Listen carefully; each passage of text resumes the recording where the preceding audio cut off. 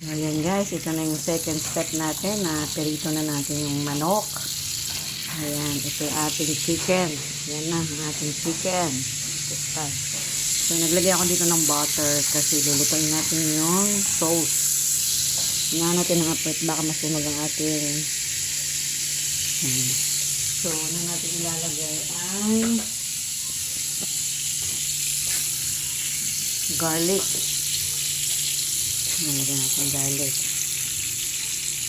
Kaya garlic chicken. So, actually, garlic lang naman tayo ilalagay. Kasi lutong bahay lang naman to eh. So, tayo-tayo lang ang nakakaintindi sa ating mga luto. So, kaya lang nag-quits ako ng kaunting sili. Kasi nanghinay ako sa sili ko.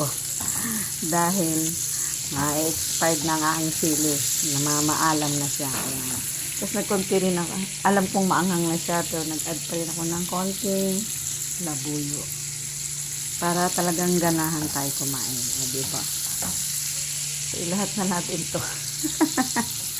Yan, lahat na natin yan. Okay. Kanya-kanya lang naman discard sa pagluluto guys. Kung gusto nyo masarap. Total din naman natin ititinda. Pang sarili naman. So, okay lang yan. Okay. Yan.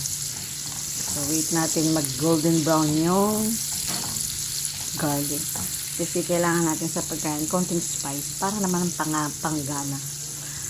Dami-dami kong chicken, mag-isa lang naman ako. Kasi guys, pag nagluluto ako, good for 2 days, 3 days. Kasi alam mo na, malanggas ngayon. Okay, for today's video, saglit na ilalagay natin yung chicken.